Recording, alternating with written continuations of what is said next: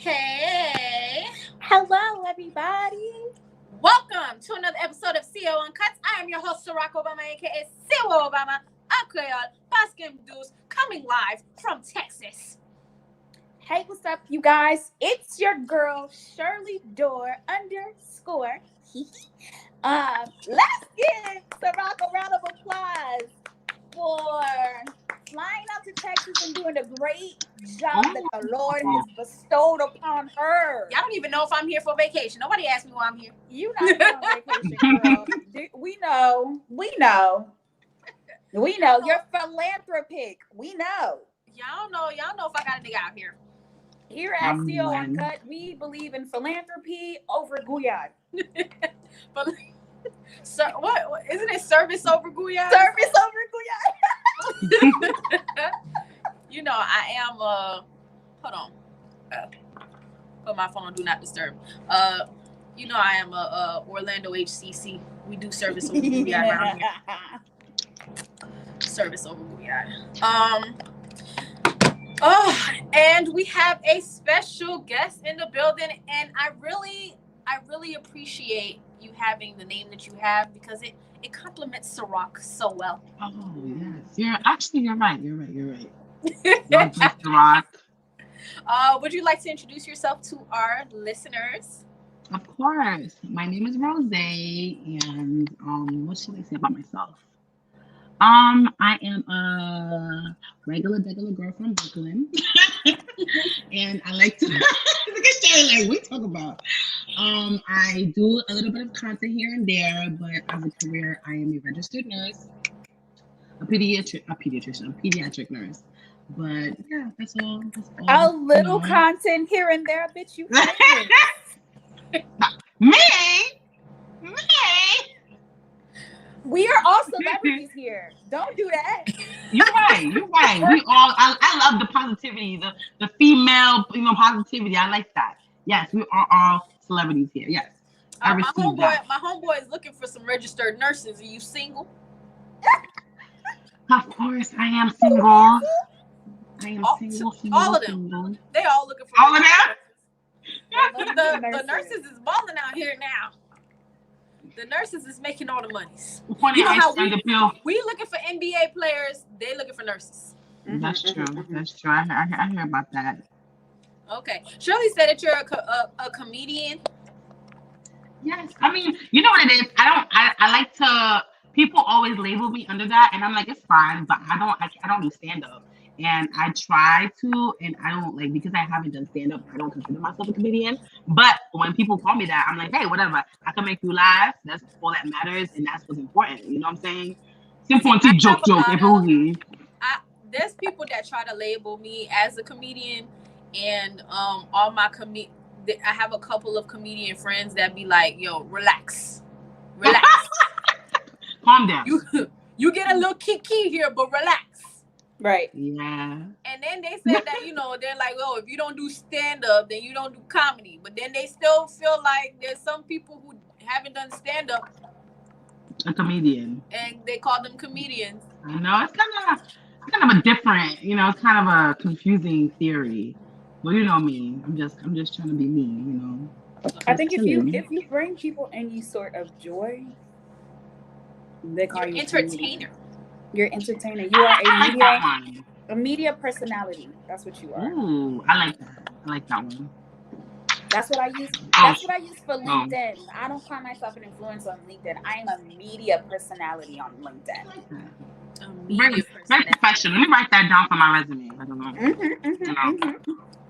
So we got a really big episode today. I don't even know if we're gonna get it past the current events because there is a lot going on in the current events, and actually, they're all like connected to being Haitian somehow. So finally, some Haitian American news. Haitian American diaspora, it has taken over social media for the past week, and we were live last time when we got the beginning of the story. So last week, we started talking about how Karen Civil and Jesse Wu were going at it. Yeah, that was juicy. So, so Karen Civil and Jesse Wu were going at it or whatnot. And then Joyner Lucas is a rapper.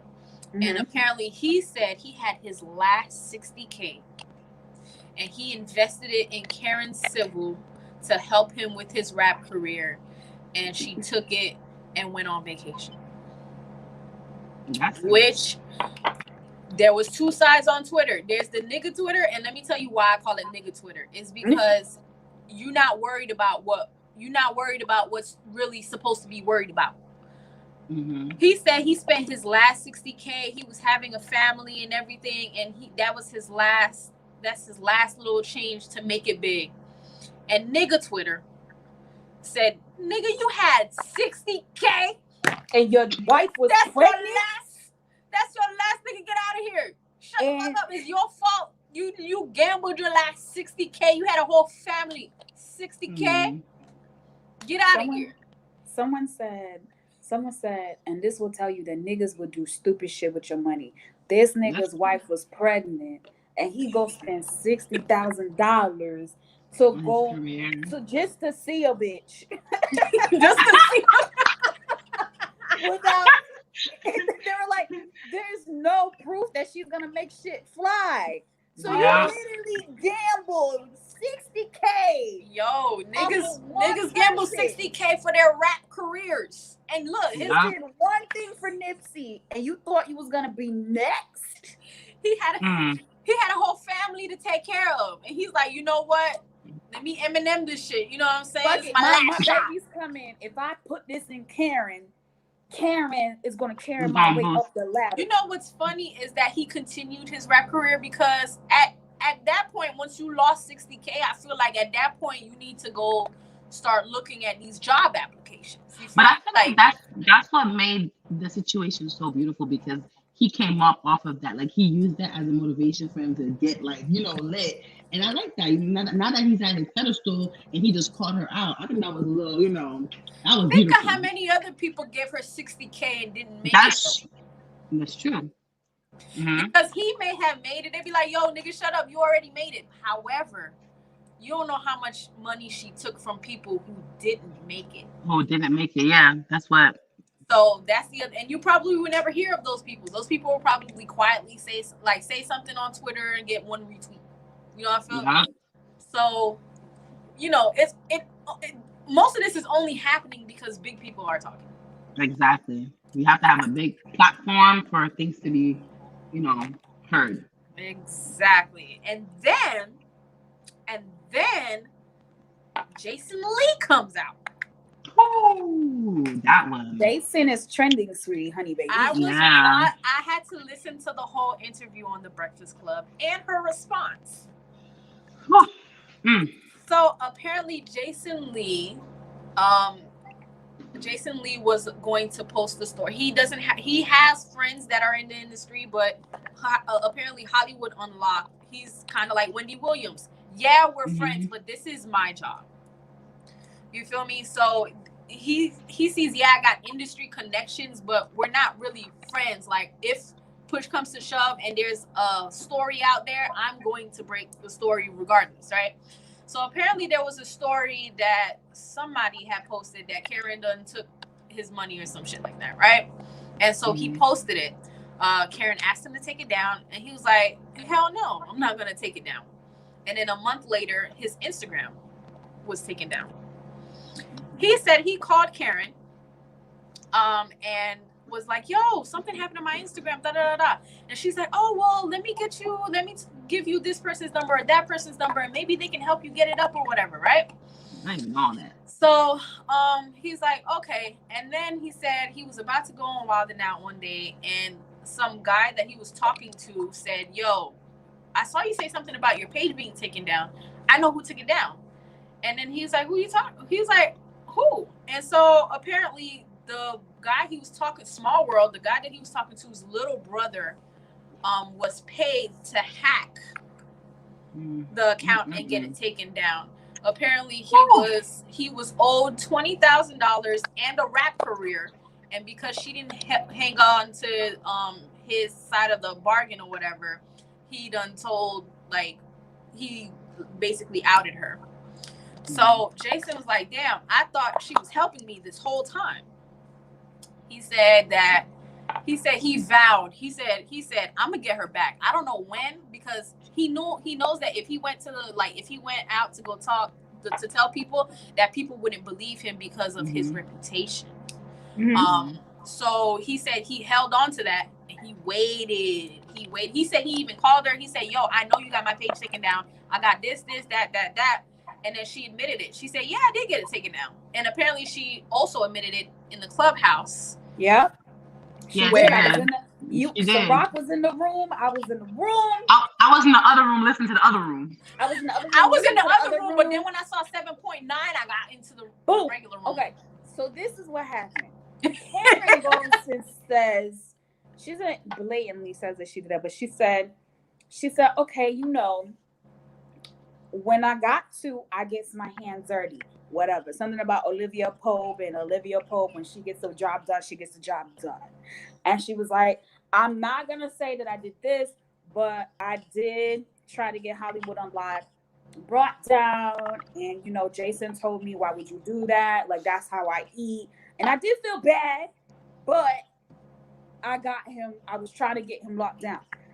And where she fucked up was saying that she paid some nigga $20K, some 14-year-old $20K to hack. Now she done fucked up the whole game. Because Jason said, Nicki Minaj wanted to speak with you. He said, I'm not going to say who contacted me, but somebody said Nicki Minaj wanted to talk to you. Reason being, the tea is, at the Breakfast Club, he talked on the Breakfast Club, I listened to the episode, and he said the reason is they're not digging into them trying to lock Hollywood Unlocked. They're digging into the money, where it came from. Was it reported to the Was it reported to the government? Right? I was thinking that too. I was like, yo, first of all, you just outed it. Did she get consent from the kid's parents? Because he's parents. Oh my God! Not even what? She's like, I recruited some 16-year-old baby. Did she give him a 1099? She said she reported a 16-year-old, but 16 means underage, and underage means manipulation, and manipulation means parents get to sue.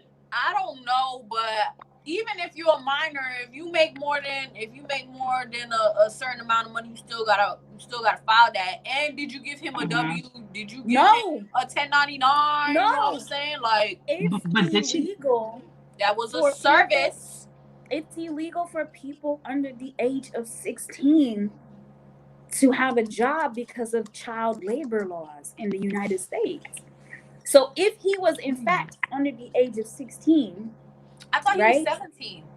Okay, so he was 17. Even worse, he's still underage, and she still has to get written consent from, like, a parent. When you apply for a job under the age of 18, a parent has to consent to you working at that place. Like, I remember as a young child in high school. I don't remember having a parent. My first corporate job, I worked for a corporation. My mother had to sign off on it, and I worked at a nursing home. Same here. I got my first job at 17, and I wasn't living with my mom or my dad, and nobody had to sign nothing for me. What was your job? Champs at the mall. Were you emancipated? No. They didn't ask for your legal guardian's information? How about working papers? You didn't have the working papers? I had like the regular W-9 and stuff or whatever. I don't think they signed for my sister either. My sister worked at Papa John's. I don't think you need your parents' authorization to work, but you still have to file that money. I don't remember having an authorization to work, and my sister didn't have an authorization. Christian, I don't think Christian either. No, my brother either. My mom had to sign. I had 2 jobs because when I started, I don't know. 17. I worked at TJ Maxx too. They didn't ask me for parent stuff. I don't know about that. Maybe that's a state rule because I didn't get it. Maybe not in this state. That's a good point, but he's literally looking into they can't sue the kid.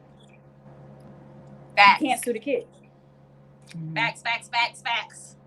And then I'm gonna do one more story before I get into the clubhouse, because the clubhouse was wild. Clubhouse was juicy. The clubhouse was wilding, y'all. The clubhouse was wilding. Sow a seed. Apparently, Sow a Seed is a nonprofit organization, Haitian-based, right? They wanted to open up a playground in Haiti. So Sow a Seed. Let's say the organization, because the organization deserves some loving. Sow a seed. That's what I was saying. Sow a seed, right? They wanted to open up a playground in Haiti. They hired Karen Civil as a brand ambassador. Roszay, have you been a brand ambassador before? Yes, I have. Shirley, you've been a brand ambassador before? All right, I'm a brand ambassador for Party Room Squad right now. So if you guys are going to Carnival, please register with Party Room Squad. It's your last minute to get your costumes. If not, Juve, Lily White Juve, get at them. Anyways, as a brand ambassador, I guess she said, yes, let's do a photo shoot to commemorate the moment. Apparently, she paid for the photo shoot, and when I seen this picture, she was in the middle. But okay, brand ambassador. Okay, maybe it's because she has the biggest following, right? Wow. Then she goes. Then apparently she was supposed to pay for her flight and hotel. I guess half of it or something. But she never paid it. So they paid it and waiting for her to pay it or whatever. Once she got there, she was wearing a Live Civil shirt, not a Sow a Seed shirt. A Live Civil shirt. And then she announced the groundbreaking of the Live Civil playground. That was so messed up of her to do, And the $41,000. So when she got back, so let's talk about the fake part. Let's talk about the fake part, because the lady specifically said, this is the Sow a Seed playground. They show Karen Civil the plans, the blueprints for the playground, the blueprints, the location, everything. How in the fuck does Karen Civil come up and say, this is the Live Civil playground? Did you get the blueprint? Did you draw it? Did you go to Haiti and decide the location, the plot, the tech, the land? She went on a press run. She went on a press run to talk about how she came up with the Live Civil playground. And when they asked her how did she come up with the idea, she named two of the people that came up to her and still have not mentioned Sow a Seed, whose idea it was in the first place. Now, her rebuttal to this was, well, we could not come up with an agreement on the name of the playground. So I made the decision to name it the Live Civil Playground, and then they decided to ditch the project, and I picked it up. Pick what up? That's a brand ambassador. Where's the money? Give me the money. Send the money back. As a brand ambassador, I'm gonna tell you right now, Party Room Squad did not contact me regarding the name of the band that they chose. They did not contact me, and I did not decide the names of the sections. Right. Because that's not what they got me. That's not my job as a brand ambassador. So how the fuck you gonna say that we could not come up with a name? Who's we? Your job was brand ambassador. Yeah, exactly. To be the face, to show off, get the press. Right. Like, it's crazy. So that didn't make any sense.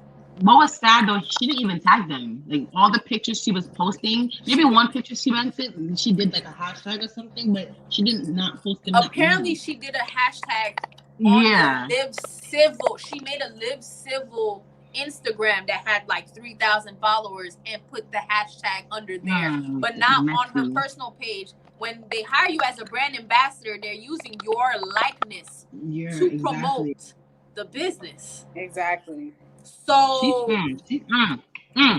that's not good for her. It's not good for her. That doesn't make any sense, because producing it on our CO Uncut, and then out of good faith, individually, we would also post. You know what I mean? Like, out of good faith. Get the buzz. Right. Yeah. Right. But if you contact, you know what I'm saying? Like, I was like, is this bitch dumb?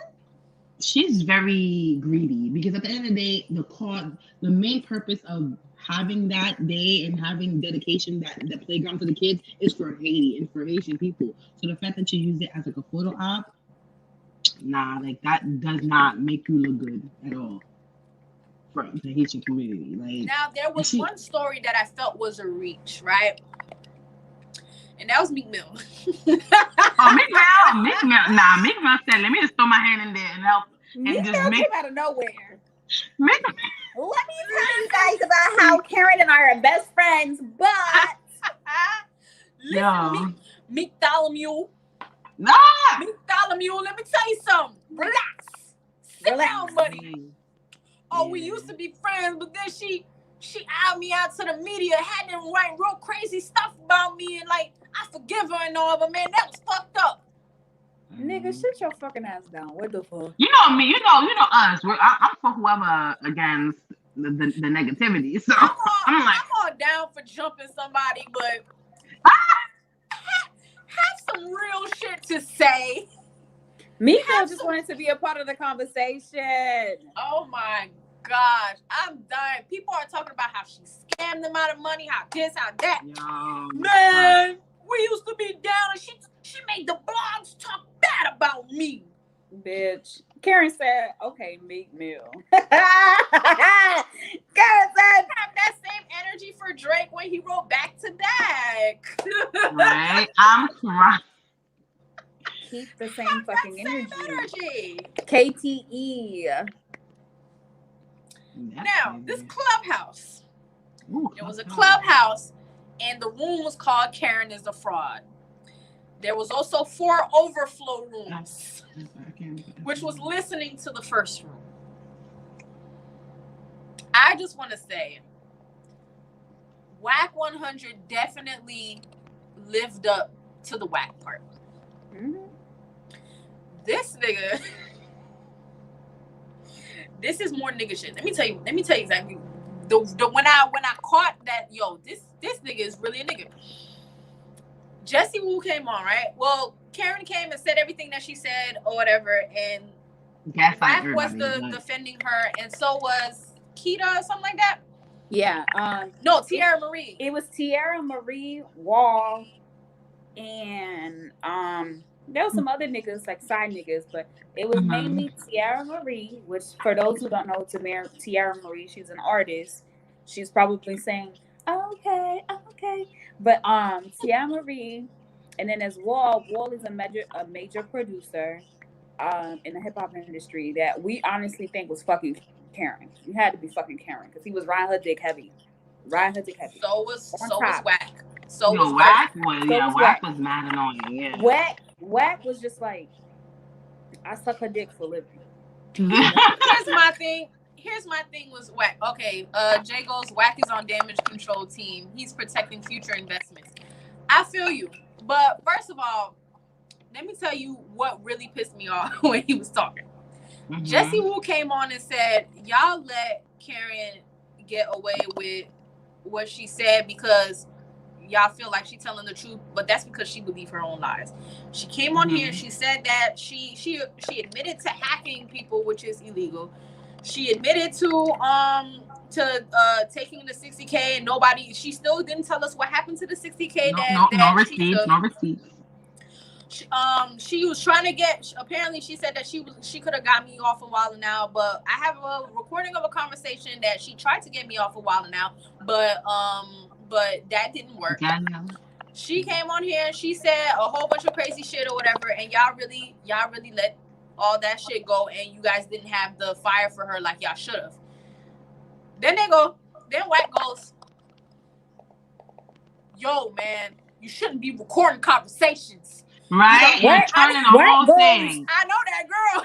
White says, how you gonna say her name if you really fuck with her? Why would you say her name? Nigga, that's not the fucking problem. Yeah, listen, don't be recording people conversation because I know her. She probably don't even know that she recorded the conversation. Yeah, if you were real like you said you was, first of all, you're averting the problem. I was like, you're literally changing. You're literally saying, and Jesse poor Jesse was so innocent. Jesse will. I know she was like, I know. Girl, why you stuttering? Don't stutter. Be confident in what you're saying. Period. What you call it, yo? But yeah, poor Jess, because that's typical. Like that's like when you tell niggas like, I saw you in the mall with that girl. I saw you buy her a milkshake, and you were saying you had your hand over her shoulder, and I saw y'all kissing and making out. And I saw you guys.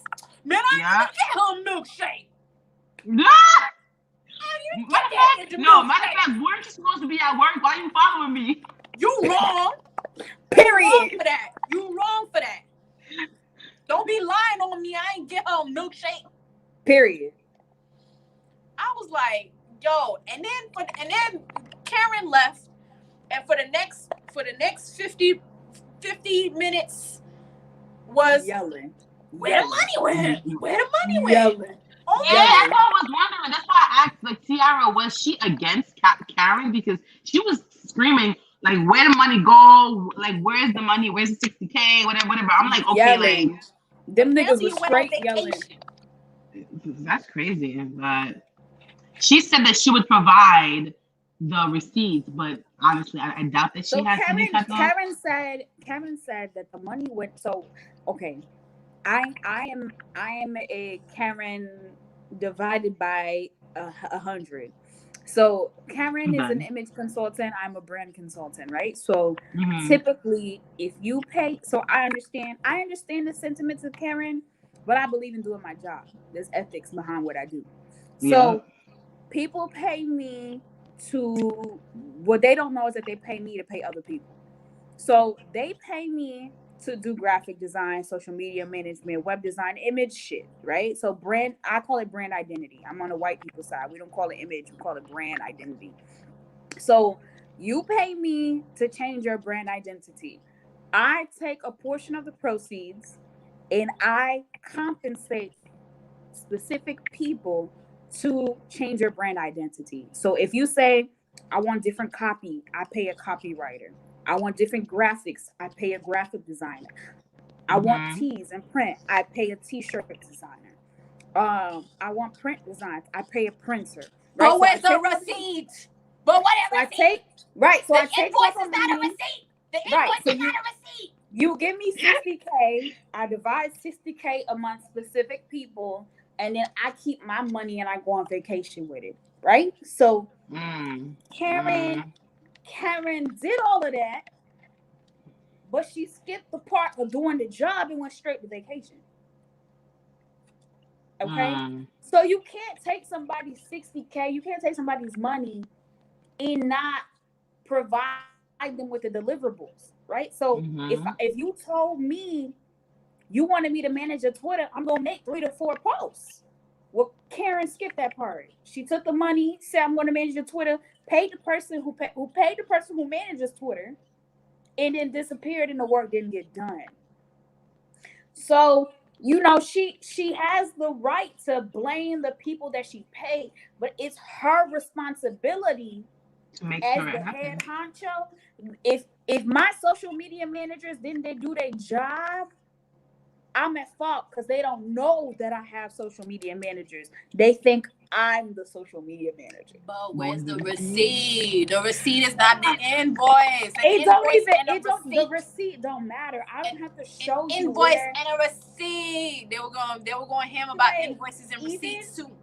I feel like even if Karen showed her payroll and showed that she paid these specific people to do the job, I pay people to do my job. I pay people to manage social media. I pay people to print my. Everybody thinks I'm doing it. So if my employees or my contractors or my teammates don't do the job, it's my fault because I'm responsible for my employees. That's why I hired them because I can't do everything.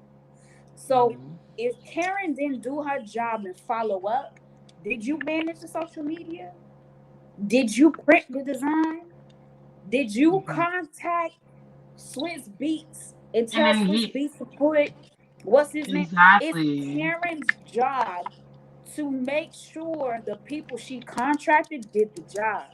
If she got a little lazy and a little comfortable, that's still her fault. But where's the receipt? Where's the receipt? You don't even need a receipt. He can't dispute a charge without the receipt. That's the thing. Why the fuck are you accepting money without knowing that the job is done? You could have took 50%. Give me half of it. But you know, if that's her MO, then she's gonna take the full thing. But the only thing that got to me was that the fact that Joyner said that he tried to contact her within those like the time frames of him paying Karen. It's like, and she ignored him. It's like, if I'm giving you $60K and I want to know what's happening, how come you can't communicate with me? That's what was making me feel. I got a 40K contract. That I don't even got the 40K in my account. It's if I ask the person to pay the 40K, sure. If I have a 40K contract, I'm asking the person before. I don't know. Maybe I'm ethical. It might be the therapist in me. I don't believe in taking people's money until I do the job. Yeah. But I don't, as a quote unquote, like I said, like I have the potential to become a Karen Civil. So if I'm at the halfway point, I feel like I'm divided by 10 of a Karen Civil. If I'm at this point, I still have ethics. Like I just believe that I shouldn't do anything for people until I give them the deliverables. So I can do one deliverable. I can do one thing. I can pick up my phone and call Scott Sports. That's one deliverable. Karen didn't do nothing. None of it. Whew. And there's no receipt. Nothing. Nothing. But I agree. Yeah, I feel like. But she's like, I paid this and this and that person. I have payroll. My payroll tells me who I pay to do what. If you're conscious, you have payroll. You paying QuickBooks, Gusto, some nigga to pay some nigga. Karen don't even got that. Or a receipt. That's what I'm saying. That's what I'm saying. I can't wait till the day I get a 60K check. What? You can't dispute it if there's no receipt. There's no receipt. Bitch, I ain't working for I don't like the legal. And I'm shook that people will pay somebody and then be like, I ain't want to dispute it in court because I'm afraid of being blackballed. Pussy blood clot, not me. Nigga, straight to court. Listen. I just need to know where the 60K at. I need to know where the 60K at, where Tans J, who was in the car, Tans J, what happened to the $1 million of coke in Chase's boat. Chase. And somebody brought it up. Yo, you know how they say you want 500K or a dinner with Jezi? This girl did a TikTok and she was like, we just have to know what happened in the elevator. What happened in the elevator with Solange? That is facts. What happened in the elevator? So that's why did Solange attack Jezi? You know, she stole that nigga. She said it in patois, and it made it so much more funnier. I just don't have the patois in me to do it the way that she did it. But yo, so here's my question to the listeners. She said my afternoon, bro. Here's my questions to the listeners. Are we fucking with Karen Civil or no? Am I trying to do an M? Karen Civil trying to be my friend. I don't know what to do. I'm trying to do it. I have this for props. Is that an N? Let me get an N. N. That N. Let me get a oh. So the scammer in me is saying like the potential Broward South Florida scammer in me is honestly, like, but Karen can make me a lot I'm money. gonna be Joanne the scammer for Halloween, guys. I mean, I hate really, but surely, honestly, I feel like in a professional perspective for your brand, I feel like if she is honestly trying to help your brand get better. But for me, I'm that's the thing. You have a very successful brand, and you're growing every day. So now the question is, do you want to involve someone whose brand looks like it's kind of like it's tipping over a little bit. So Tipping over. I don't know. Before this scandal, Karen and I have been on talking points, right? So you got one of my business partners who's like, you better milk this partnership, whatever. So Karen and I have been talking, we've been DMing about random shit, and I was like, perfect, boom. I finally got on a phone call with Jezi. I'm like, boom, okay, we in there. Like once you get into a celebrity's docket, shit's popping. Yeah. So when this happened, there was I'm gonna break this news here. There was a message where Jezi posted Wanda. So you know, Ciroc already know my relationship with Wanda. I'm kind of like with Wanda. For the listeners that don't know who Wanda is, she is the owner of Union Suites. Right. So you know, you can separate the platform for the person, but like Tory Lanez, a lot of people like I can't separate the music from the person. So there's a message that Jezi Wu posted, and Jezi Wu says Wanda keeps riding Karen Civil's dick. I saw that one. Not me breaking up. And then she was like, hey, Karen talk about Wanda 24/7, but she's gonna choose Karen. So I had that battle. I was like, well, damn, like Jezi Wu I got her attention later in life.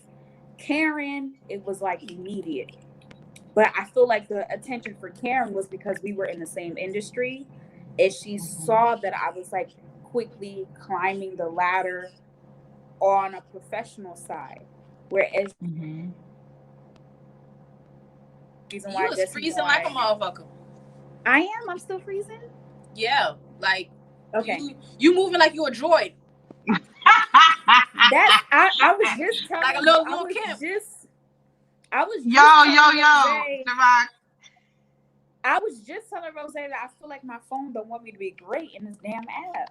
But can you see me now? Because I feel like it's not freezing now. Yeah, you moving a little bit. What the fuck? You moving a little bit. Okay, but yeah. So I'm on the fence. For people who are on the fence, I'm on the fence because I feel like Karen's the devil's advocate, and Jezi is a voice of reason. To be completely honest, you don't have to choose. You're not a victim. Exactly. That's what I'm saying. So I'm saying that like keep it professional. Like if you feel like still do the job.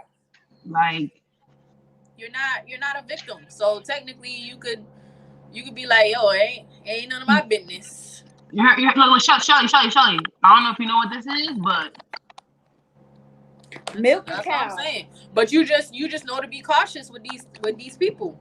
You just know these people, like, now this is just like a little warning sign, like, I need to double check and make sure I cross my T's and dot my I's with this person because of all the things that they're, but I'm sure she's also helped some people. You feel me? Yeah. Like, right now it's a smear campaign, but I'm sure she has helped some people. She couldn't have gotten where she at.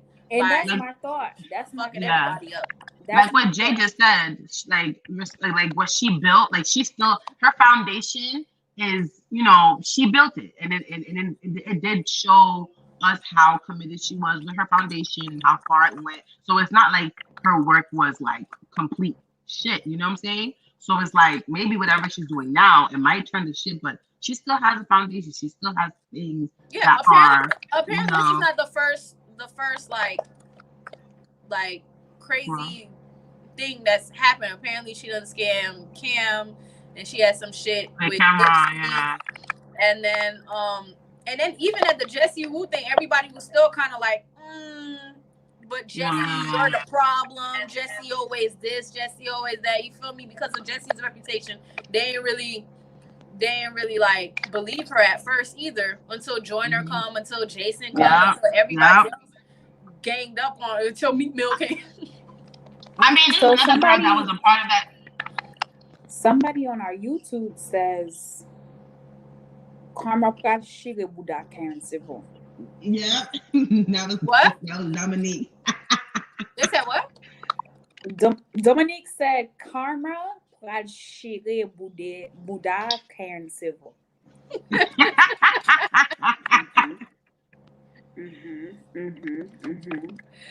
Yo, what you call it? I didn't go to Haitian church or whatever, right? But the song Success was doing the skit. Jije, Kriminel. You saw Jesse live? That's how she started her live, yo. She petty as hell. She started her live that. I was dying. I was like, that's so fucking petty. That song? That's crazy.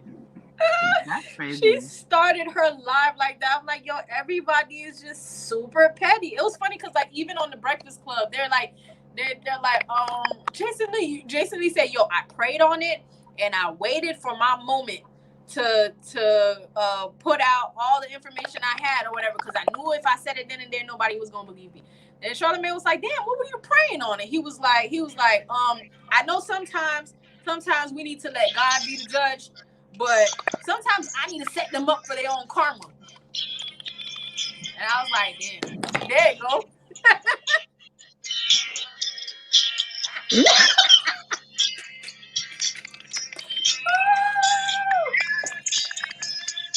That's the background music for you. That's the background music for you, Ciroc. Keep going, baby. She started the live, yo. I was dead. Bro, that song is an oldie throwback though. That's crazy. That's crazy. So petty. I was crying. Wait, Ciroc, petty. Did you see the shirts? Did you see the shirts? Not all the shirts are right. Did you see the shirts? Ciroc, you didn't see the shirts? The shirts. I'm about to find out what the shirts is. Let me tell you, Jesse Wu is selling not all Karens are white shirts and taking the donations and giving it to Sow a Seed. You know what it is? I like energy. I like energy like that. I like energy. I gotta see the shirts. The shirt is beautiful. And not only that, Jesse Wu hired a Haitian graphic designer to design the shirts, and she's taking the proceeds of the shirts to donate to Sow a Seed. Jesse Wu is my type of petty. You know, Jesse Wu delete shit in like 20 minutes. Oh, damn, she deleted it? Damn, but I think it's on her website. It's on her website? I think because she has to have like, oh, it's right here, girl. It's right. Oh. This whole time I've been like trying to see if you can do this, Jay, and you can do Jesse this. Wu, come to me to make the shirts. It's time for Jay. It's time for Jay. Jesse, come to me to make the shirts. Oh my God. Guys, while we look at this, let's just play the song again so we can continue. 15% of the pre-sale will go to Sow a Seed. Oh my God. Come to me for the shirts. I'll give you the good discount. You know I'm down for some petty. Yo, I know. I'm not going to front. I love me. It's juicy. It's juicy. It's juicy. Jezi Jije, Kriminel. That is so funny though. Oh my God. Period. Wow. Wowzers. Wow. I love me some petty. I love me some petty. ou kon sort a fè, lò te fè chansa, chansonet sa. It's a chansonette for me. Ooh, shout out to Soul Seed. Yeah. Jean-René Charles Agapure. Everybody knows Soul Seed now. Yeah. I'm happy. Good help. That was hilarious. Before we get into the topic does have to do with the Karen Civil thing. So there has been in the news, Caucasians are wilding again, right? They keep telling us racism was a long time ago. Let it go. And then they're on horses wrangling up Haitians like they're cattle. I just want to know why we got out of Haitians got out of slavery and we revolted, and I just want to know why we not getting revenge again. Because this is a different type of Haitian. These are the Haitians that speak Spanish. So these are the Haitians that fled America, because my biological brother is also a Haitian who fled Haiti, and my sister is a Haitian that fled Haiti and went to Brazil. My brother went from Brazil to Mexico, got into Mexico, made it into the U.S., and he settled in Massachusetts. So a lot of the things that are happening now, I can feel for it, because like my family has like went through the process. They came a little earlier in comparison to the 14K Haitians that made it as of this week. But my sister, my biological sister, is still in Brazil. So Haitians fled the initial earthquake, because Port-au-Prince is home to a lot of Haitians. Like Haitians from north, south, east, west go to Port-au-Prince to find work, because there's not work in other areas. And when there's no more work, they have to migrate. So they migrated to Chile, they migrated to the Middle East, they migrated to Brazil. So majority of the Haitians that came, I'm trying to understand how this is even possible to get people from Brazil to travel across jungles, rainforests to get into America is beyond me. 6 hour, I think someone said that it was going to take us 6 days to go from Brazil or Chile to Mexico. So I don't even know how Haitians did this. So you can imagine that there's 14,000 in journey. I'm confused how they don't come through Miami. Isn't that like usually? So Miami is across a body of water. But if you go through South America and Mexico connect. So you just go through South America into Mexico, into Texas, which is an easier route. Versus going to Florida, it involves a boat ride. Okay. A boat ride. So you are more than likely to get caught in Florida because of the Coast Guard than you are walking into Mexico. Okay. Well, they're getting into America through Mexico, and they're ending in Del Rio, Texas. I still don't know like the actual severity. I'm in Texas now, but I just landed in I'm in Houston. Because I saw Haitians. I initially saw Haitians in Orlando saying that they were helping Houston Haitians United or something like that. Yeah. Houston Haitians and Dallas Haitians United. Yeah. My mom saw it, and she saw the videos and the pictures and stuff like that, and she was like, "Yo, we need to help in any way we can." We asked if they needed COVID testing. By the way, guys, I work at a non-profit medical clinic. So we do a lot of testing. We do STD testing, but we also do COVID testing. We do COVID vaccines. We do pregnancy testing, blood type testing, cholesterol, whatever you need. We do like basically like testing of everything of every sort. So we asked them if they needed any COVID tests, and they said no, they have enough COVID tests. They just need a lot of volunteers. So my mom was saying that yesterday, and she was like, oh, well, you know, we can go for a couple of days or whatever. And I guess we decided to come today. Well, today we spoke to them, and they said, yeah, they needed volunteers for the day shifts and stuff like that. So we got on a plane. If you guys know, I don't pay for flights. So we got a plane. So we basically just got here, and we're going to help tomorrow. Help Amen. Yes, go survive. Thank you. I'm definitely one of those people that I don't really talk too much about the things that I do. I usually just do them. Amen. But I do have a friend who is saying that you should be speaking out about this. And then I remember the last time there was something going on. There was a comedian who was saying that just because I didn't post a hashtag doesn't mean that I'm not doing nothing. Amen. We can be honest to say who, but I get it. I get why we don't want to say who. But go ahead. Yeah, but I feel that I feel like y'all don't know what people are doing behind the scenes, and not everything is for publicity. It's not for clout, and that's the thing that I noticed.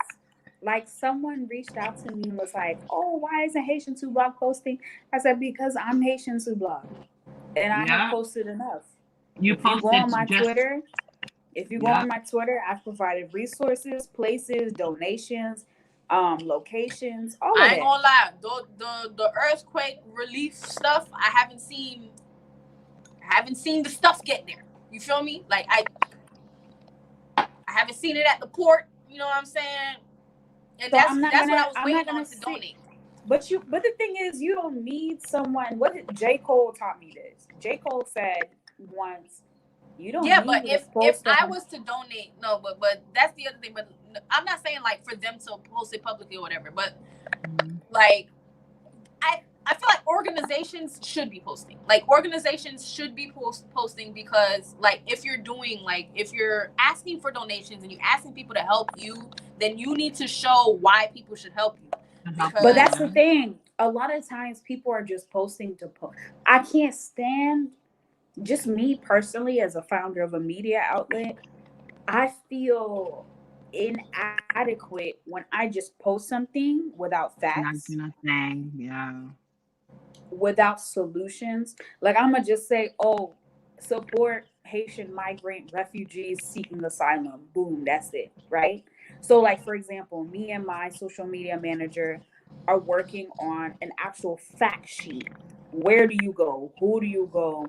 What do you do? How do you do it? How do you support, right? I feel that's more solution focused than being like, oh my gosh, there's an asylum problem and Haitian people. I'm like, okay, but what do we do? What are we doing? Yeah, I feel the same way.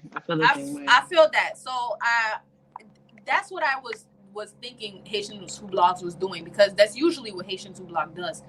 They don't report the news. Right. They're more of a, this is where you go, this is where you should go, contact this, stuff like that. They're not usually the place that breaks the news or anything like that. But I'm saying about the places that are asking for donations, places that are asking for money or asking for us to donate and stuff like that, and then we never see the result of the donations, because as we know, a lot of these Haitians just give them to their family members to sell. That's what that's what I've been seeing is happening. Like, I kind of like get upset when that happens because it's targeting a specific group of people, which I guess is helpful. So, like, for example, like when you guys attended the Miami event, we decided to give it to a specific person who was going to, how like people were going to Jacmel. This person was going to the people in Camp Purin, which is people who aren't being observed at all. Like, there was major focus in the Haitian media where people are like, oh, let's go to Jacmel, specifically New York. There's New York and Jacmel. and going to New York and helping people in New York. This person said, we're going to Camp Pirin where everything is a disaster. Nobody is helping them. Nobody's targeting them. So we were like, you know what? Forget our initial thoughts of taking your money and giving it to people who are going to Jacmel, and let's give it to the people who actually aren't receiving anything, right? The people like So we take the yeah. income and we give it to people who are like, and I mean, it was so bad that like the people attacked our car, and they were so mad because they had no idea whether we were going to provide them aid or if we're going to walk away from them because that's what they were used to. That's how bad it was. Like the person that we assigned to help that area got rambushed, she got attacked, she got hurt, her family got hurt to where they had to flee the situation. And thank God that she was still like willing to help because she knew that that was anger and not necessarily intention. And that allowed for us to be like, you know what, we're going to send more money so that you can buy things locally and provide to the people in Camp Milan who are distrusting of the system because nobody decided to help them and they only went for the disaster area. They were like, oh, this is the main point. We're going to provide everything there. But they didn't think about the outside skirts. Right. So a lot of the times, like when we kind of like try to send an email, people are like, oh, you should have gave to here. We're like, but that doesn't make sense. Everything was affected, not just that focal area. Right. So there's a lot of criticism there. So I can see why some people are like, I don't want to do too much to where I'm being criticized for my decisions. So then they decide to do things like, let me support Hope for Haiti rather than going to HHU. See, and that's that. I don't know. I don't know where the Hope for Haiti stuff is coming from. I don't know where any of these, because it's organizations that are asking for stuff. Like, I feel like y'all need to prove, like, have some type of proof. Like, you feel me? I actually saw Haitians in Orlando. These big nonprofits make way too much money in general. Prove to me that you're better than the Red Cross. As a matter of fact, we got a nonprofit right here. You know what I'm saying? Donate to Life Connect Foundation. You feel me? What I have noticed, I don't know if you guys, you probably guys go know. ahead and donate. You know, we trying to help the community. You know, trying to give you guys affordable health care. We get free COVID vaccines. You know what I'm saying? Plug it in. You better plug that in. We do so much. We do so much. You know what I'm saying? We try to help keep costs low. You know, we write things off that the insurance don't want to pay for. You know what I'm saying? We try to help you out a little bit. Well, I don't know if you guys heard of Lex Pierre.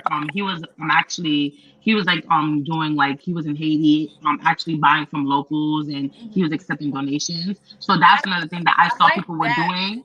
I like that better than the people that tell you to donate and then I see nothing or hear nothing. Yeah. But then you continue to ask us to donate, and then I'm just like, I don't know. Like, if I send a Nintendo 64 to you, I would like to see the kid that plays it. You feel me? Exactly. It's tough to see. Yeah.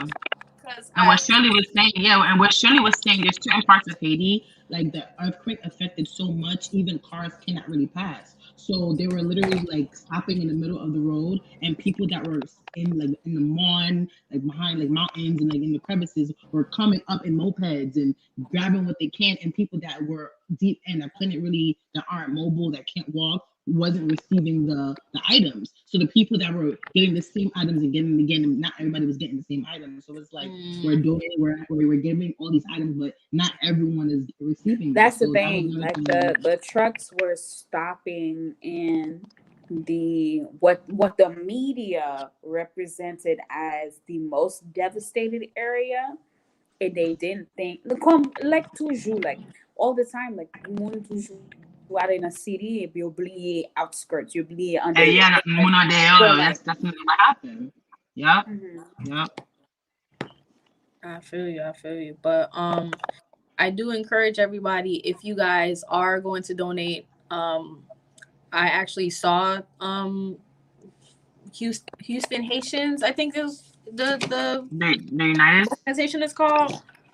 Haitian Houston Haitians United. United, yeah. They're a nonprofit. And that's who I'm volunteering with. I'm more of a volunteering with my time because I don't know where my money is going type of person. To specify, Houston Haitians United has been an organization for about 2 years. And I know that like typically during disaster, that's when like organizations like skyrocket. So an example is like I work for Hope for Haiti. Hope for Haiti has been here for a very long time, but when it comes like Hope for Haiti just got verified. That's how much you know that like when there's a crisis, that's when people have like increased like spidey senses and it's like, oh, let me help, right? So Hope for Haiti has been here for a long time. So I know that there's going to be like, oh, we're supporting the Clinton Foundation. What do we do? No.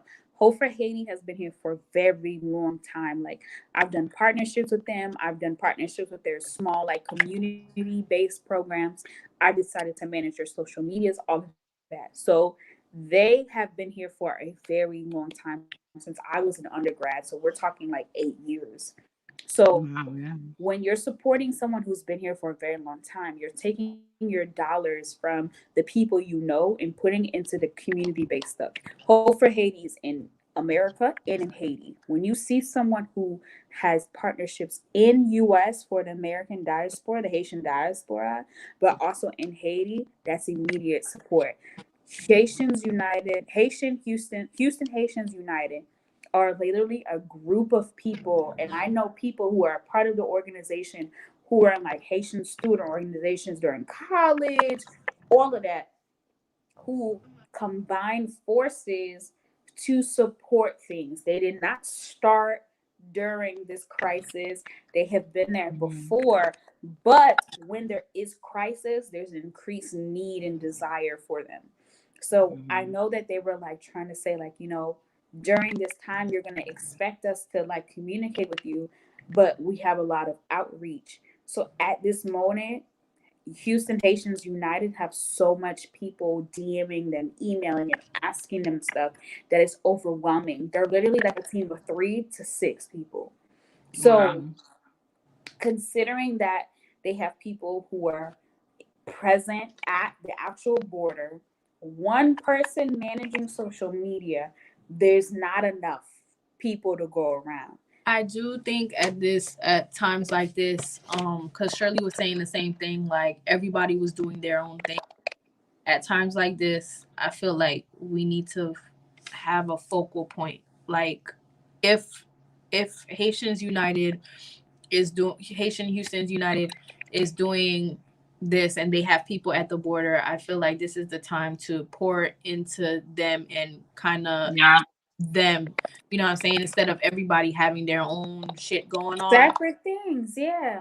Because I noticed that like there were other people stealing the shine, like Houston Haitians United. Then there was Dallas Haitians United, and I was like, okay, you guys need to come together. They came together. But then there was Haitian Bridge. I was like, okay, Haitian Bridge has been here for a while. They advocate for TPS, immigrant status, whatever. Like they've always been here and they've always advocated for immigrant statuses. Cool. Then there was NHER, the National Haitian Excellence Organization, whatever. Then there was NAAHP, National Alliance of Haitian Professionals. That's a lot of letters. You know what I'm saying? Let's just pick one. Let's pick one group of letters.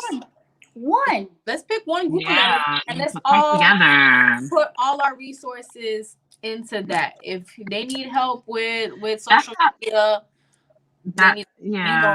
have somebody help them with the social media. If you need if we need money, if you raise money for this, then give it to Houston's HHU, whatever. You know what I'm saying? Like that's I was gonna say that's how I low-key felt about the last situation with the earthquake and how everybody had, and not, don't get me wrong, I feel like it's good to have much resources and different types of like, locations and stuff.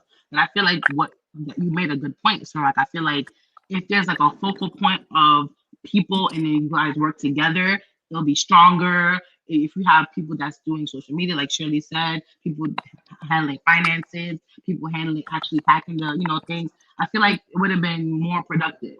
Like ATL for Haiti, I feel like if everyone just came together and kind of like, pushed it more, it would have been like, it's going well, but I feel like there's so much. It would be more happening. effective, and then we would get more information out there, because like I feel like ATL it's hard to find information, because like if everything was like at this, because we were able to get the news about Del Rio, Texas, because everybody is sharing the same images.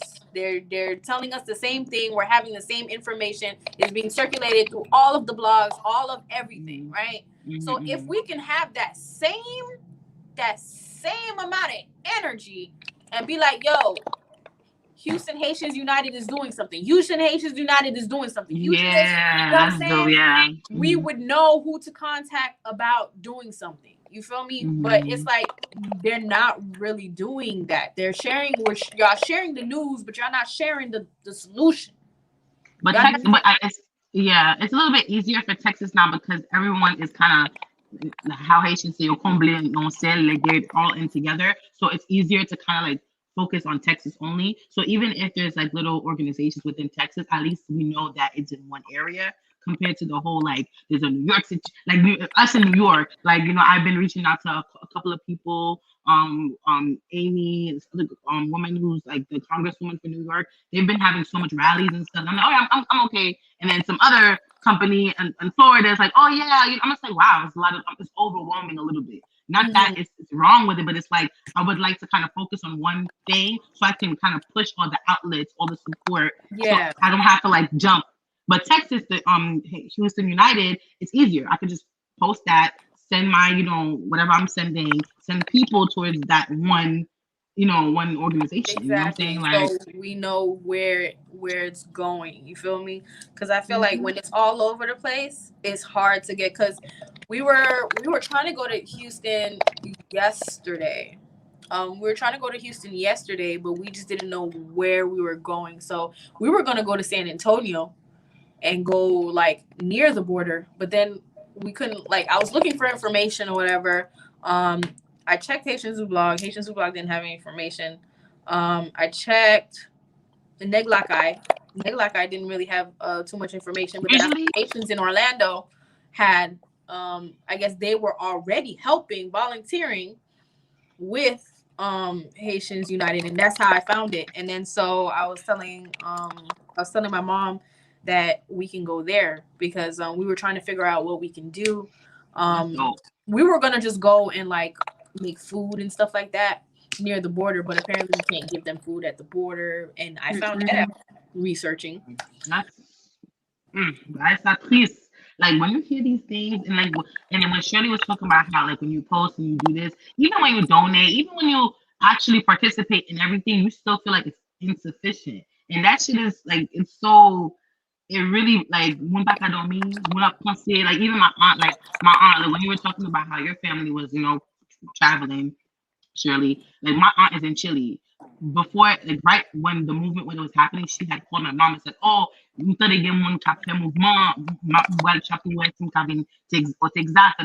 was like, "Oh no, like what are you really gonna accomplish if you do that? Like she didn't really go. So it's like I'm thinking about it could be your aunt, it could be your cousin, it could be your sister, it could be this is family that this is happening to. So it's like you can't even give them food, you can't even give them the proper aid. So it's like it's just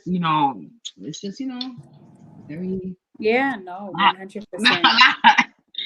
Yeah, I think so much people depended on, at least like from my perspective, that so much people depended on our platform to be like a news platform, and it came to me that I was like, no, like you guys need to go to like. That's what I was trying to say. I was like, yo, Haitian Zoo blog never really reports the news. Yeah, it's not. Yeah, it's more of information. I went to Haitians Who Blog to go find resources. I didn't go to find the news. Yeah. No. 100%. If I wanted the news, I'll go to L'Union Suite. The thing is that when you think about the resources, it's skewed because people are doing what's best for, like, I've been working on with me and our social media manager. We've been working on this one post for like 4 days, and all the information is fake. Like, like there are people. That's my problem. Like I understand journalism is cracking the news first. I'm the kind of person that's like, I need insights. I need facts. I need credible sources. I need that's credibility. What I'm saying. Like, where the receipts? And that's my thing. Invoice, but I'm not posting shit until there's receipts. And let me be the one to tell you, I have been working on the same post for 4 days straight. And I have receipts. Where the I have 3 facts only. Like, I'm literally looking at the post that we're about to make tomorrow. I'm trying to give y'all 7. I only got 3. And 3 of them are true. Okay. Find out. So imagine everybody else who released information that aren't facts. It's all about the whole where so it's like everybody else, like Union Suite is like a place that like collects information, post, whether it's fact or not, whatever. Yeah. And I think the best person to go to personally when we're not cracking the news is Haitian businesses, because they're very intentional, and Haitian Times, because Haitian Times' job is to be journalists, and they have a team of journalists. So they spend hours. Oh, look at me learning stuff. I thank you, Shirley, for teaching me these things. I didn't even know. Wow. Haitian Times spend hours, years, days to find credible sources and release the information. Like, Lino Suite is great, but Haitian Times is on it. Like, if I had to give anybody, Haitian Times take time to go through CNN, New York Times, all of these people who have more money and more access to information. Haitian Times takes that and they put it, right? So like I said, for example, for me, I only have 3 posts, 3 pages of facts. When I mean facts, like you can look it up and you can find the proof, right? 3 pages. I don't know how all of these platforms are gathering their information if I can only find 4 facts. Listen, there's a difference between an invoice and a receipt. Oh my gosh. That's true. I mean, hey, that's true. I was like, I don't know how y'all find it, but like I said, if you go through, and I think Lino Suite is doing a better job at finding credible sources, like they're pulling. But again, what I learned as a researcher, like this has been my job for like 3 months, is that when you go to specific platforms, their intentions is to break the news first. So they're gonna do whatever they can to make the news seem credible. My job isn't to make the news seem credible. My job is to give you actual credibility, right? I don't want to make it seem something. Even with the situation with the assassination of Jovenel, like I've seen so much people take posts down, put posts again, say, "Oh, never mind," and that's what makes it so like everyone's like just like this, huh? But you know that meme. I'm very patient. I will wait 7 days to give the truth. I don't give a fuck. I don't want to be. I don't post for clout. I don't post for clout. Amen. We post for truth, and the truth will come out whether it takes 7 days, 8 days. And I'll be honest, like we already prepared a caption. I didn't know how to tell you guys this shit. I didn't know how to tell you that 14,000 people are being deported and only 1,400 is making it to the United States. I didn't know how the fuck to say this. And I didn't even want to say this. But the truth is, here's the truth, right? I don't know how to say this. I don't know what to say. I honestly wanted to avoid this conversation. I was about to keep it pushing, like introducing who my business is, who Shirley is, who this person is, who this person is. But I was like, I didn't do myself justice by not telling you that I don't know what the fuck is going on. Listen. Jezi Kriminel.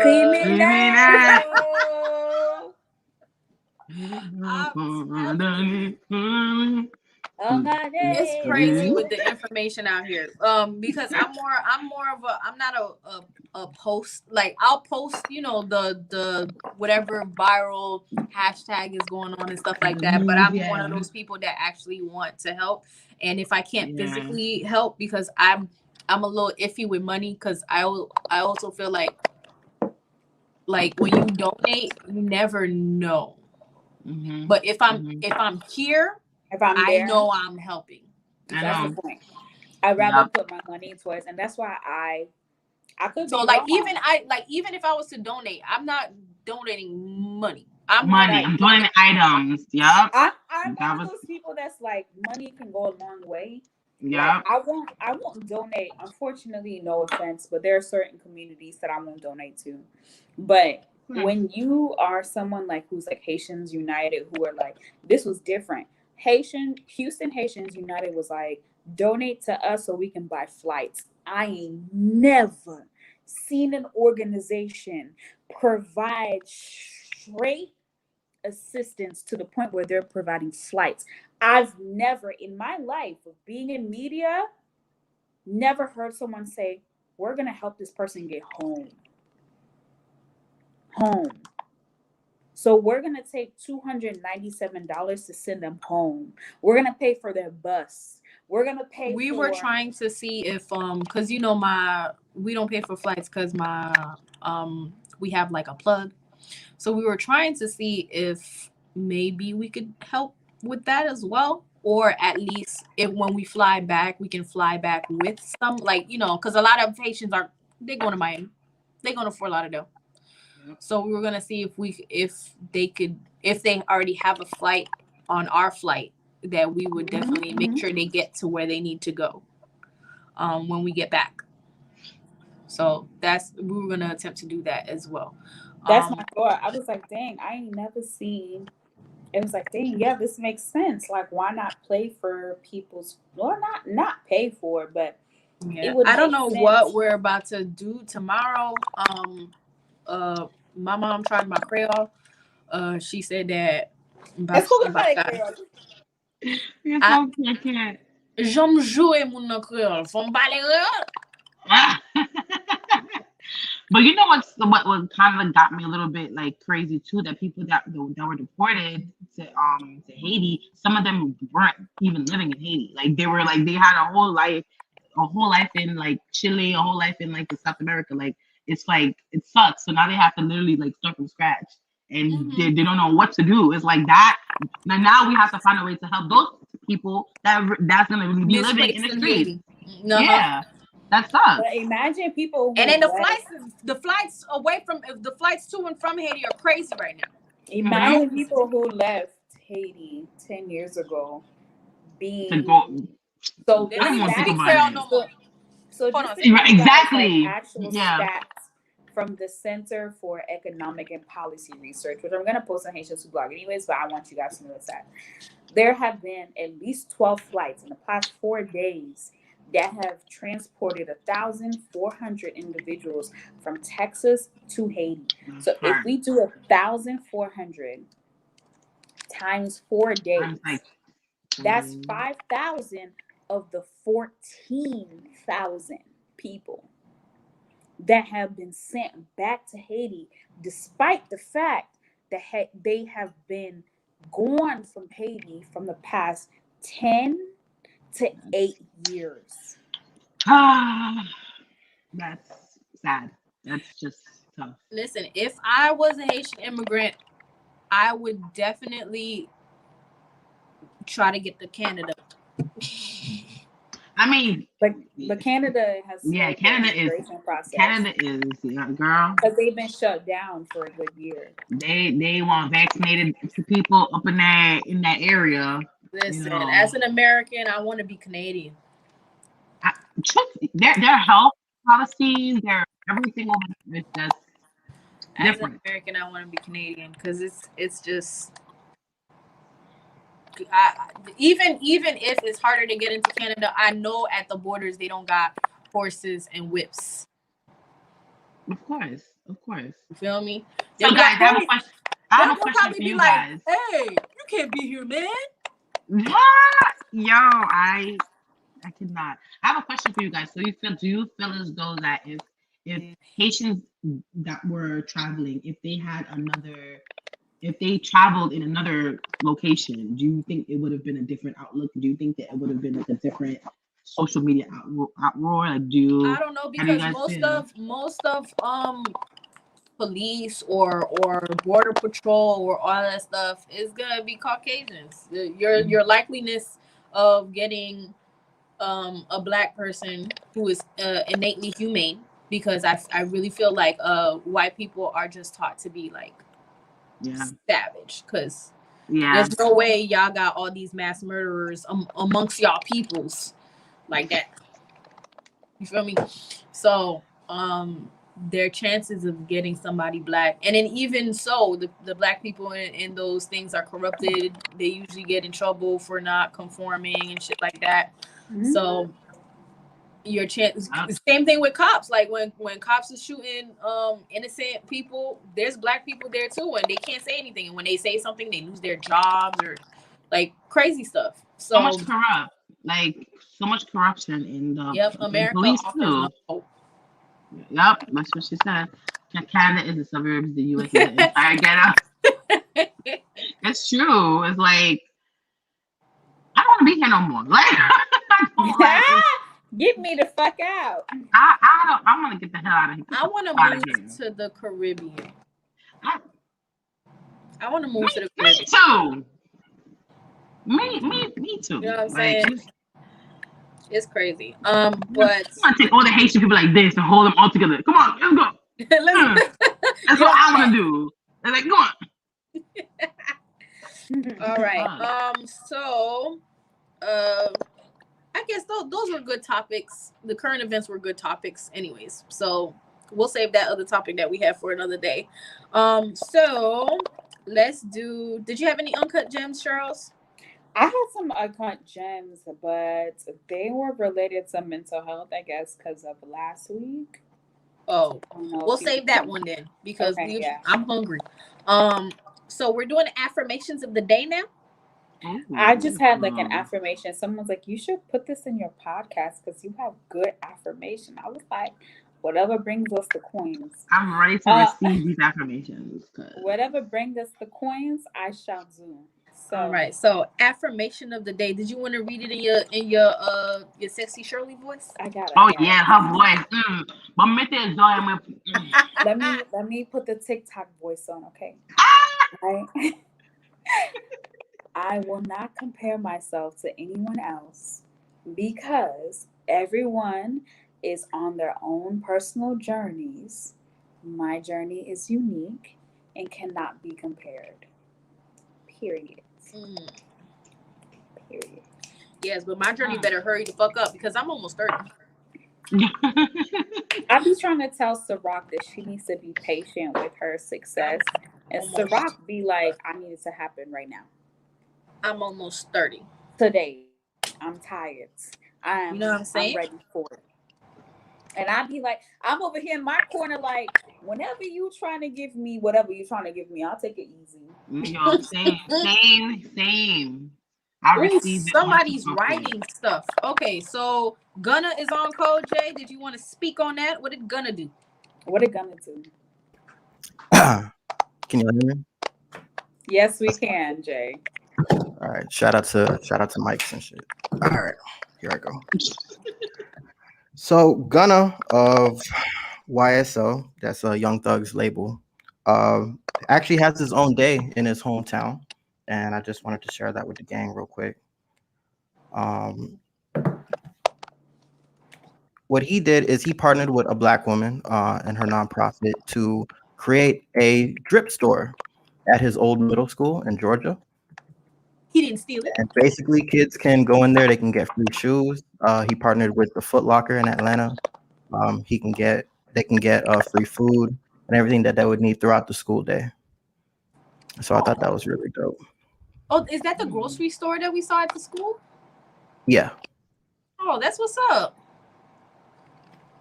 Very proud of him because you don't really hear too much about Gunna. Like, he's the quieter one of that whole little collective. So to see him really pop out and do this off the muscle, like I think it's really dope.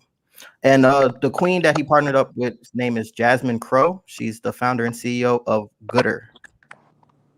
Of what? Which they basically, her organization is called Gooder. So they basically, they address like childhood poverty, food deserts. Okay, and food insecurity. Okay. Yeah, that we have to deal with in the hood. And so that's his first ever one. He opened it at Ronald McNair Middle School. When you opening one at Evans? Oh wait, that's interesting. I'm working on it. Would Ronald E. McNair get them into a TRIO program? Because I'm a Ronald E. McNair scholar. So would that get them into the TRIO program that would get them like $5,000 for their funding? I tell you what, I don't know, but I feel like if Shirley Dorr were to write a letter, we could hey, a little clout goes a long way, you know what I'm saying? I also want to give a encore to Ruby Rose. They said she was throwing up gang signs, but she was doing sign language, and I can confirm. I had a middle school boyfriend who took sign language 1 and 2, and I can do my alphabet in sign language A, B, C, D, E. I can literally do so when I saw it, they were trying to say, nah, you thought you was in a gang. But if you actually watch the video, she literally did the alphabet in sign language. And that's just y'all uncultured swines who just are not multilingual, because that's a language. Mm-hmm. They were saying that she thought she was gangster, but she was doing sign language. Why we gotta be swine though? Because if you look at the video, she was definitely wearing a ski mask. So, I mean, you can do sign language. It's just. Oh, that wasn't the one that you're wearing a ski mask. I'm taking everything you say as correct. See, you can't do that. You can't do that. Can't do that. That's another language. That's why people always think that Haitians are angry when we speak in Creole or whatever. But literally, we're just saying that your shoes is raggedy. We ain't saying nothing bad. All right, on repeat. I'm from Florida, so. You from Florida, so what you got on repeat? Who goes first? What? Oh, it started. I'm from Florida, so if I see you wearing a ski mask, I'm just gonna take you as a threat in general. But okay. You a hood nigga. That's still working. Got it. Okay. I think my on repeat lately has been chosen by, I don't know what's his name, but he got the song with Tiger and Ty Dolla $ign. Oh yes, I love that song. What's it? What is it, Jay? Blast. It's chosen. Is it Blast? Blast. Yeah, it's Blast. You know what I'm saying? Oh, Tekashi was on my airplane. The Haitian came out of you, too, you know? Yo, Tekashi was on the airplane. He had on like Why are you so excited about Tekashi? I was excited because I low-key wanted to snitch his location. Oh, come on. It was supposed to match Tekashi? You know, I like a little drama. A little piece of style. I like a little drama with the friends. You know what I'm saying? There we go. They was gonna pull up. Like, yo, anybody in Houston, you know, we about to land at 5:30. Girl. I was waiting to see if you're going to be toxic this episode, so I'm glad we're staying on brand. She was on a little on the healthy side, which is a very uncomfortable, but you know. All right, guys, I'm hungry. What y'all got on repeat? So my on repeat for this week, let me pull up my playlist because I had to like. Oh, okay, so it's songs. Okay, I was trying to understand what we're talking about. So mine has been Ari Lennox, Pressure.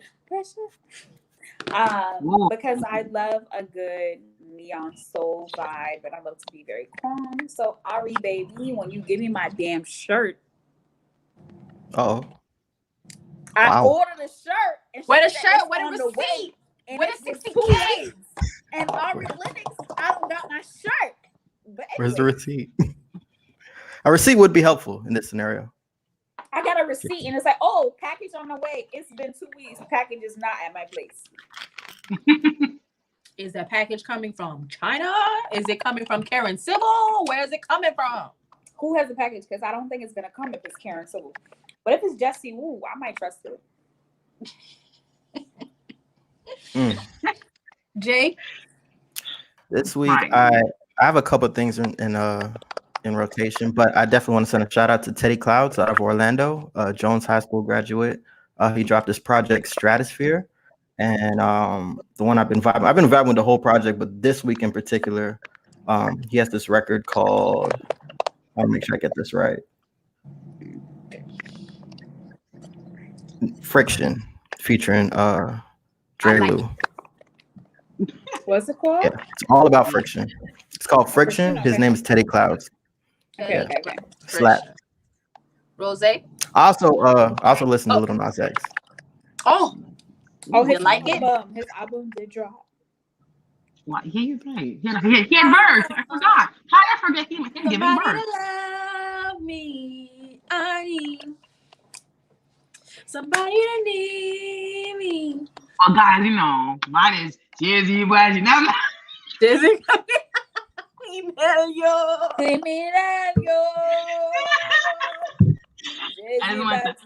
Well, damn.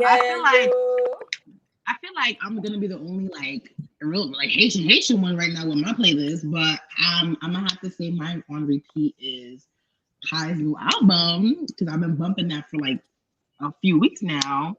Yeah, so I'm obsessed with it. T-Vice got an album out, and I'm in one of the music videos. Like it's really discreet.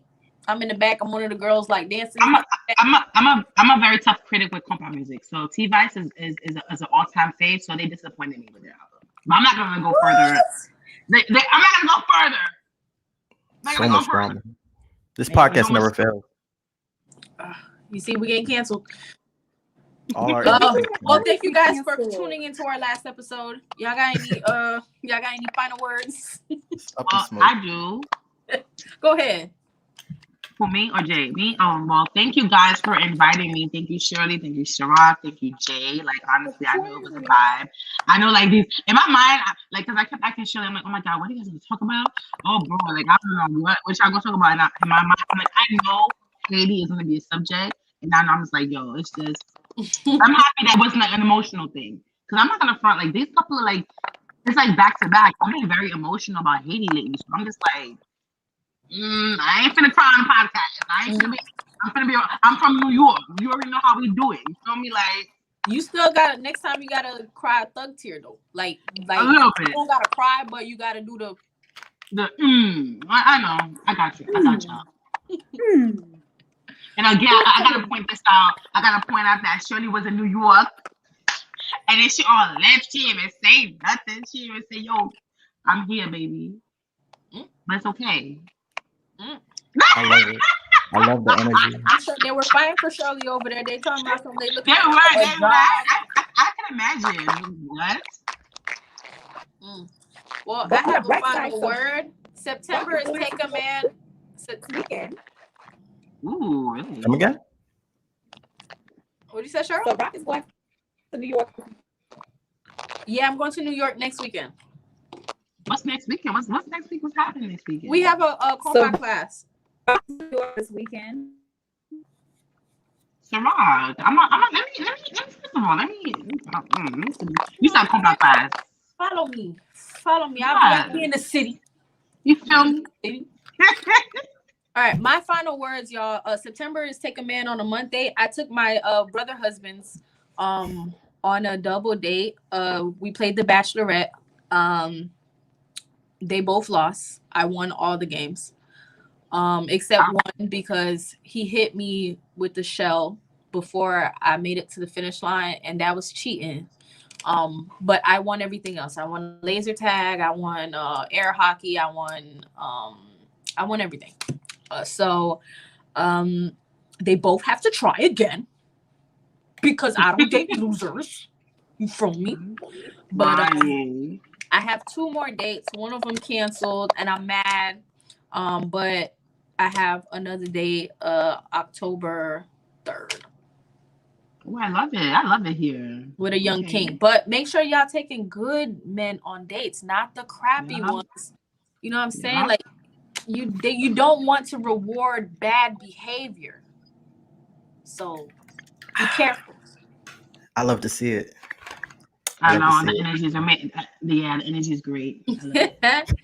All right, Jay, you got any final words? Yeah, I got a couple. One, I'm proud of you. Keep up the great work. Be safe while you're over there with them crazy folks. Don't get lassoed, or I'm gonna have to kill somebody. Oh and, no, I'm not one of those peaceful protesters. Listen, don't make me, because I'm probably not flying. I'm probably gonna have to drive, so don't make me drive out there, please. And take pride in your craft. Take pride in what you build, and not just in what you build, but how you build it. You know, shout out to Karen Civil. All right. Where can the people follow you, Roszay?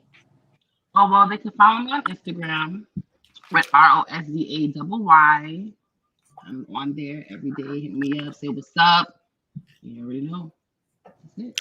What do you guys think Shirley's last word would be?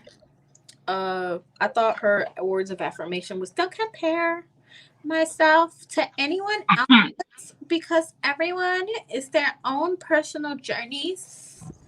My journey is unique and cannot be compared. Oh, sorry, Shirley. I was doing the last words for you. Oh, no, because I feel like, I don't know what StreamYard does, but like after a while, like if your phone has been on for too long, it kicks you out. So I was like, what the fuck is going on? Like I literally got kicked out. Nah, your phone got a button. Hey, we know what happened. That's impossible. My hand was on my computer. Yeah, so but your phone got a button. Yo, guys. Underpaying hackers like Karen now. Yeah. This is my final note. How did Lena Sweet get their how did they get their Twitter back on if they didn't hire somebody to?